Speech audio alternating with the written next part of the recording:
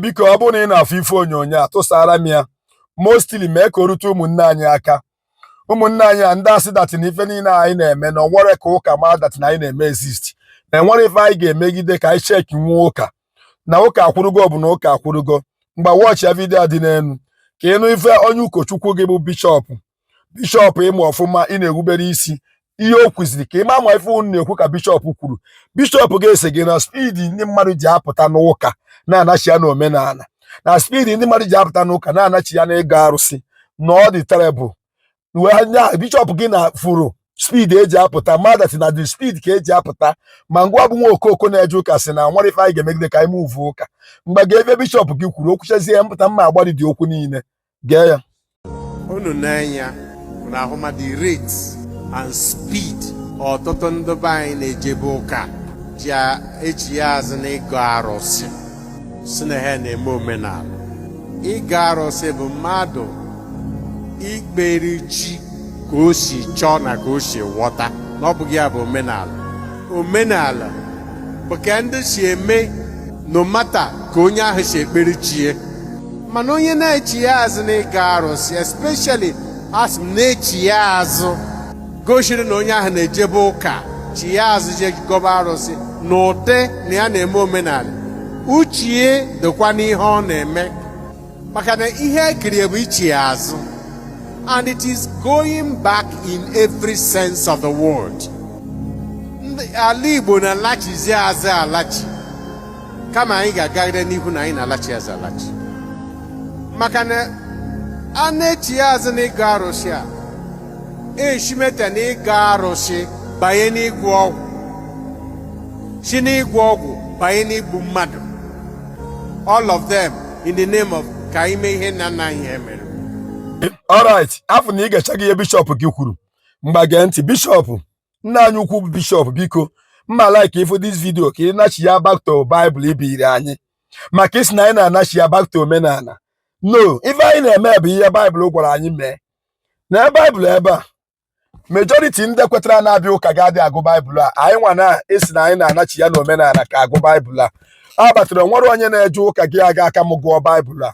Ife anyị na-eme bụ ihe Bible gwara anyị mee because ekwuru m onye ọbụla chọrọ ime ọdịnala ọ dịka ndị ụka ọ na-apres ya ọ na-atụ ụjọ oyi emenwu ọdịnala bịa ka ngwa gị ga-eji Bible gị a na-anachi ya. Ọ Bible a sị anyị nachi ya na awụrụ anyị na ka m gụọra gị Bible biko bishọp jee weta Bible gụpụtara m John chapter 14 verse 15. John chapter 14 verse 15 ọ sị gị ọ bụrụ na ịfụrụ m n'anya debe iwu m. Jizọs na-ekwu ọ bụrụ na ịfụrụ m n'anya debe iwu m. Ọsọ ọ bụrụ na ịfụrụ m n'anya deceive my people. Ọsọ ọ bụrụ na ịfụrụ m n'anya ka ọ bụ ife mma ekwuru si kọọ ihe o kwuru bụ ọ bụrụ na ịfụrụ m n'anya debe iwu m na ka egosizi iwu ọ debere na Bible. Ihe ngo na bụ John chapter 14 verse 15. Na anyị bịa na Exodus chapter 20 verse 24. Exodus chapter 20 verse 24 ọ sị doziere n'ịmụ ọta n'ụwa ebe unu ga-anọ wee na-ewepụrụ m ọbara na-egbupụrụ m nwa atụrụ na-egbupụrụ m nwa ewu ma ọkụkọ na-agbapụrụ m mmanya n'ebe a ka mụnwa bụ your Lord and your personal Savior ga-abịa wee nọdụ wee rie aja wee gozie gị. Exodus chapter 20 verse 24. Bishọp onye ka anyị na-eme na abịa ọzọ o si anyị dị nsọ. Leviticus chapter 15 verse 19 to 21 ọ sị ọ bụrụ dat na nwaanyị anọghị na nsọ ya na onwere nwoke ga-edina ewute nwaanyị ahụ onwere nwoke ga-eri ife nwaanyị anọ na nsọ siri na ọ bụrụ na onwe nwoke dị na-ewute nwaanyị ahụ na ọ ga-eje tichagharịa na ọ ga-eche were weta ife o ga-eji wee tichagharịa ka o nwee ike ịdị nsọ. Onye agbatara ịbụ ndị ọdịnala chiri na nwaanyị nọghị na nsọ manye nwaanyị ife mana ọ pụtakwa anyị na-erikọbe mana ngụnwa adịghị etichi your followers that one. So ị na-edebe iwu a Jizọs kwuru na gịnị na John chapter 14 verse 15 ọ sị keep my commandment. Na anyị na-asị na anyị na-anachi ya back na efe mere anyị ji anachi ya back because ije n'ebe a sị gị you will know the truth and truth will set you free. Ị mara eziokwu eziokwu wee mee ka isi n'okwu wee pụta na the Bible wee gwa anyị ebe anyị ga-amara eziokwu o wee sị anyị jee na gịnị Jeremiah chapter 6 verse 16. Jeremiah chapter 6 verse 16 asị anyị bịa ka anyị gosi anyị ụzọ anyị ga-esi were nwụọ ndụ ụzọ eziokwu na ndụ. Ọ sị anyị mgbe na ụzọ a na ụzọ nke ndị nna nna ochie o nwere mgbe ọ gwara anyị soro ụzọ nke gịnị nke Jizọs ma nke God. Ọ sị anyị soro ụzọ nke ndị nna nna ochie. Jeremiah chapter 6 verse 16. Nke ndị bụ nna nna ochie. Nna nna ochie m bụ ntụgharị igwe mụtara mụ. Onye mụtara igwe bụ Udezirigbo. Udezirigbo ahụ mụfe amụta ya ehidu mkpume na ya bụ ụzọ nna nna ochie. Na ka anyị jekwa na Baịbụl ọzọ. Baịbụl enwere mgbe ọ si anyị fee Jizọs. O nwere mgbe ọ si anyị fee God. Acts of Apostles 24:14. The Acts of Apostles 24:14 ga-agụ ya n'Igbo. O were sị, jee fee chi nke ndị nna nna unu. Jee fee chi nke ndị nna nna unu. Jee chọọ ya n'Igbo Baịbụl. Onye translate Igbo Baịbụl bịa butere anyị Baịbụl a na-akpọ Bishop Ajayi Crowther. Na ma ọ bụrụ na isi ịgụ ya n'English Bible, ọ bụrụ na King James ka iji, King James ga-asị gị worship the God of your forefathers. If translate ya na Igbo na Good News, ọ sị gị worship the God of your ancestors. But Igbo Bible si fee chi nke ndị nna nna unu. Ihe nsogbu ụzọ ahụ Udensi, Udezirigbo so, Ọkafọ so. Achọrọ m isi ụzọ nke Abraham na Jacob maka isi anyị na-anachi ya back. Ọ ife a ka anyị ji anachi ya back. Ebe ngụ na Acts of Apostles 24:14. Na the same Bible ka anyị ka know. Ije na Job chapter 8:8-10. Job chapter 8:8-10.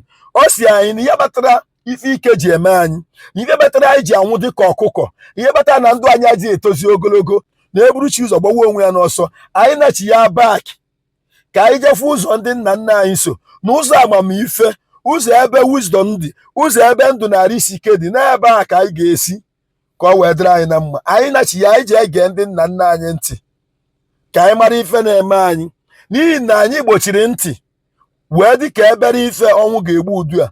Ma ọ bụrụ na anyị mara ụzọ nke ndị nna nna anyị, anyị arụesi anyị ike. Job chapter 8:8-10. Na nna anyị ukwu Bishop, ifugo ebe anyị si anachi ya, ifugo data ihe niile anyị na-eme bụ ndị ọdịnala bụ ife dị na Baịbụl ahụ esi anyị gụba. So anyị ka unu eme ihe dị na Baịbụl, dị ekip ihe dị na Baịbụl.